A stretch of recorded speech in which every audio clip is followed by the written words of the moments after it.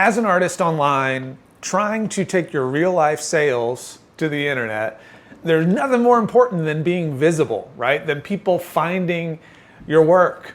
And the truth is, people finding your work on the internet is different from them finding it at a gallery or at an art market or something like that.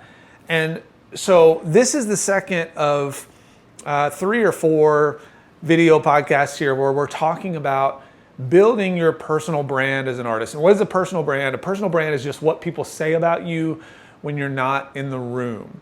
And the more we can get someone to say about you as an artist in just a compact little segment of sentences, the better. So if all they can say is, oh, well, they make watercolor or they do abstract work, that's not enough because a lot of people do that, right? And one of the most powerful ways to get yourself out there is through having some sort of personal brand on the internet, right? Getting people to say things about you. And so today we're talking about the biggest mistakes that I see artists make when it comes to building their personal brand online so that you can overcome those and really start to make an impact and be more visible, get more sales, all that kind of jazz. So let's jump into it.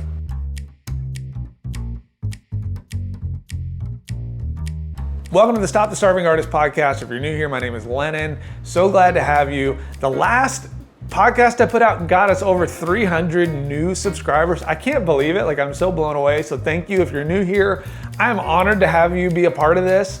In addition to that, we've seen our community of artists make, since the beginning of the year, I'm really freaking pumped, $232,000, 541.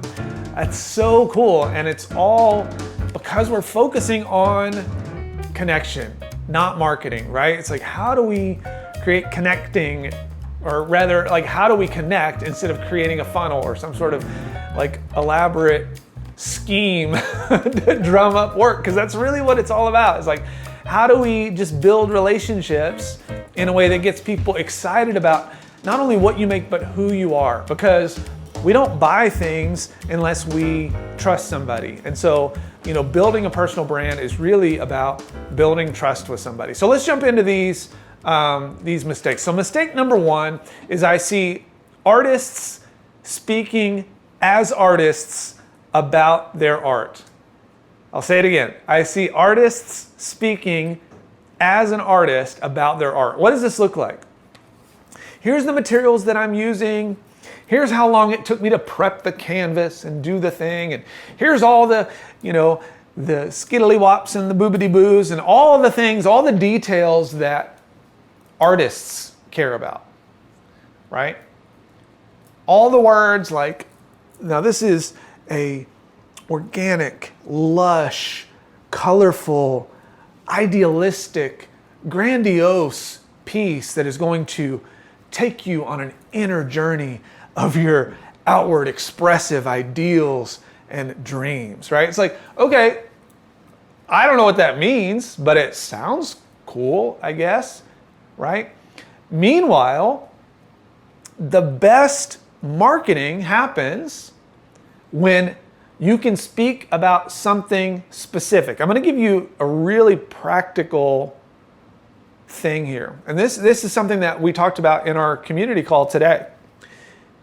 An artist is talking about how they've used the same paper towel roll for over 1.5 years. So cool. You're like, Lennon, that's cool? Yes. Why is that cool? Because that is relatable.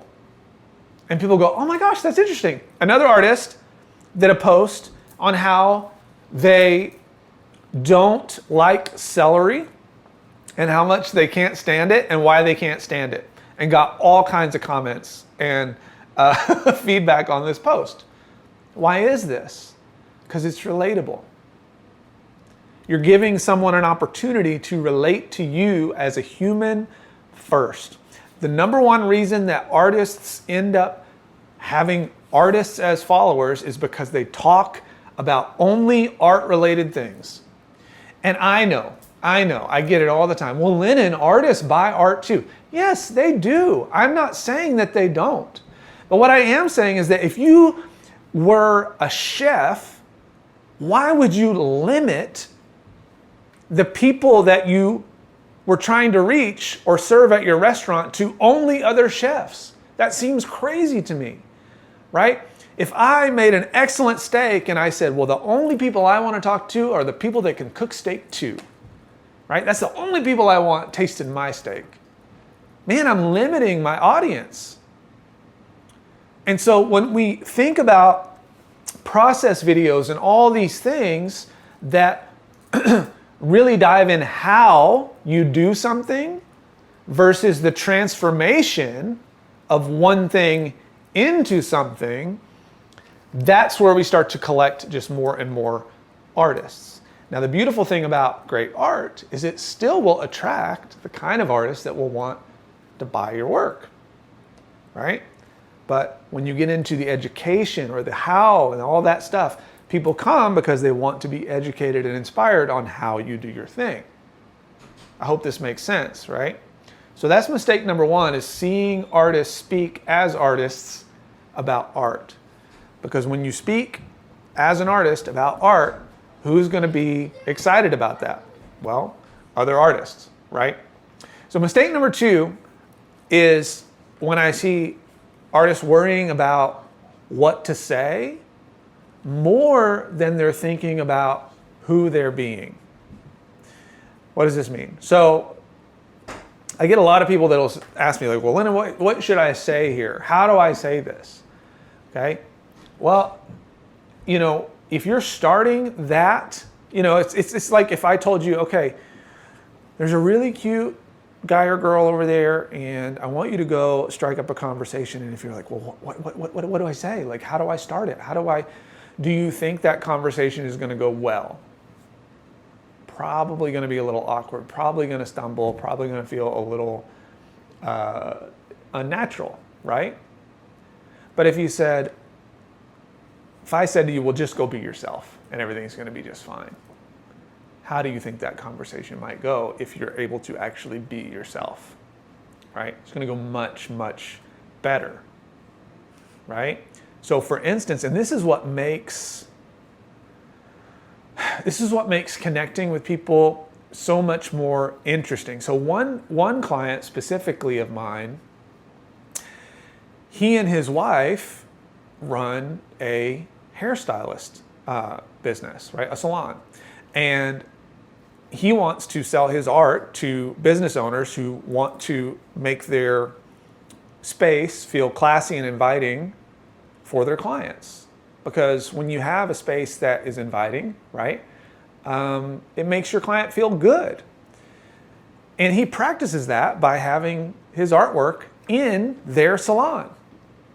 And he wasn't talking about the salon or the fact that his artwork was in it or the fact that he owns a business, when it's way more interesting for him to just be who he is and say, I am a person who owns a business, who thinks it's really important to have an environment that supports your clients and makes them feel safe, right? Makes them feel excited to be a part of like whatever's happening.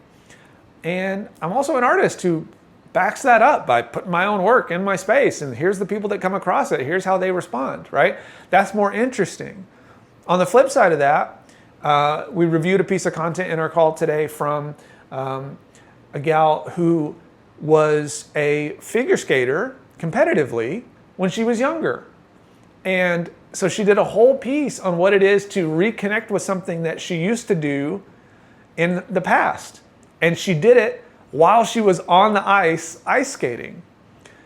And now think about how cool that is, that when you come across her and you're inspired by this thing of who she is, and then you also see these pieces of content that shows like what she makes and how she, what she makes and what she's all about as an artist. Now all of a sudden it's a much more rich story. It's so much more interesting, right? See, one of the things that people either love or hate about me is the fact that I'm not a visual artist first, but I teach visual artists. I told this story a couple episodes back, but I have a wife who's an amazing visual artist. We have a lot of friends who are incredible visual artists, but I was a musician first, right? I toured as a musician for over 10 years and had some great success doing that. And I started teaching musicians about business. And it was a really interesting thing because I was like helping them make their records, or I'd be playing on their records or doing shows with them. And then, we'd talk about business for 2 hours. I was like, oh, I love this. And then when I started talking about it, visual artists would be like, oh my gosh, this totally applies to me too. Why are you sort of excluding that? Then I worked with some visual artists and noticed that my approach to personal branding and marketing for them actually worked really, really well. And I had a lot of imposter syndrome around it. I was like, I don't want to talk about this because people aren't going to like that I'm not selling visual art myself. And then I thought, you know what? Like, what I realized is like, no, that's who I am. Why would I hide that? Why would I think that that's something that should be hit? Like, if anything, I should put it out there so if you don't want that, then and you don't ever have to work with me, right? Like, what a different approach. And it also brings a uniqueness to who I am because I have this sort of outsider's approach where I've had to test and learn and utilize clients to see things work. Whereas if I just do it for myself, a lot of times what I see is artists will do something for themselves, like figure out how to make money, and they don't really know how they did it. And then they try to teach other people, and it doesn't work for other people, right? It's like, but I also have a background in education, writing curriculum, things like that. So all these things sort of work for me. It's just part of who I am and what I'm naturally not just gifted at, but excited about. Like, I get really excited about marketing and all these things. So that's part of my story. It's something that I try to make sure I include. So I'm not worrying so much about what to say as much as I am like, who am I being? And the more I lead with that, the more I start with like, who am I being in this? Am I being true to who I am? Am I trying my best to just be me and starting there? Then we can work our way backwards and say, okay, now I can tighten this up, or I can be a better communicator here, or I can, use visual edits to make this more interesting in a piece of content, things like that. So that's number 2, is artists worrying more about what to say than they do worrying about who they are, right? And who they're being when they show up. Number 3, and this is the biggest one, and one that some of you aren't going to like to hear, but it might be the most important one. And that's that a lot of artists are treating branding and marketing as a burden. A lot of you are doing this. You're treating branding and marketing as a burden. I got a comment last week or on the video from a couple weeks ago, the podcast from a couple weeks ago, because I took a week off to just sort of reconnect with myself and get back in touch with like why I do this and get excited again. I think it's important to have those rest periods. But the comment said, well, Lynn, and I just don't want to do this. I don't want to have to think about blah, blah, blah. Well, here's the good news. You don't have to. There's a bunch of ways that you can figure out how to make money from your work. And I would, if you truly feel that you don't want to do it, don't do it, right? If you truly feel that marketing and branding is a burden, then don't do it. Because think about your business as a partner, right? Imagine that this is how you approach your significant other. If I went to my wife and I said, I just don't really want to be here. This is such a burden that I have to learn how to communicate with you, that I have to learn what you need to work well, that I have to figure out, who you are as a human. Like, that is such a burden. Like, imagine how she's going to respond to that. Not very well, right? So why would our business respond well to that if that's the energy and the approach that we're putting into it? Why would your business reciprocate with this positive overflowing joy, this overflowing energy back to you if you're giving it this, I don't really want to do this anyway. I don't really want to be here doing this thing. Here's the deal. Most of you, the reason that you do this is because you have an expectation that's not being met. And likely that expectation is that you want to hit a certain number or you want to do a certain thing, but you're not being specific about what that is, right? And then you're focusing more on the result than you are the process. And you've heard stuff like this before, but it is absolutely true. That when all you can think about is, I haven't hit my first 5 sales online yet. If that's all you're thinking about, and that's what you're focusing on, what kind of energy does that bring to the table? So imagine, if you will, for a second, that, let's just call me a car salesman, right? If I show up and I need to sell a car, there's an energy that I am bringing to any conversation that I have with a potential client. And maybe you've experienced salespeople like this, where they need to make money. And when they need to make money, what starts to happen? Well, it starts to feel needy, starts to feel greedy, starts to feel wishidi. I don't know, I wanted another rhyming word. But what happens though if instead they focused on you, the client? If they focused on, like, what does this person need today to just feel seen and heard? What's this person need today to just know that I'm on their side, whether they buy from me or not? What's this person need from me today? Period. Like, that's it. It took me a long time to figure this out, but making these videos and stuff is like so much more simple than it used to be because of that question right there. What does this person need from me today? And I get a lot of clients that'll say, like, Lennon, it really feels like you're talking to me. Well, I am, right? Like, I have big, like, extensive documents that outline the type of people that I believe you are, right? The things that you value, the things that you're excited about, the things that you're not excited about.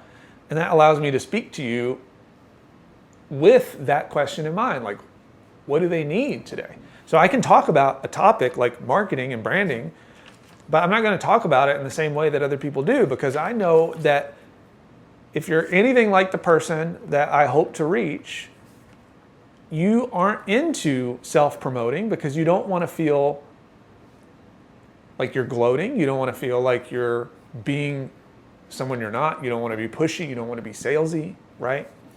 What you want to do is make an impact on somebody's life. You want to connect with somebody on a deeper level.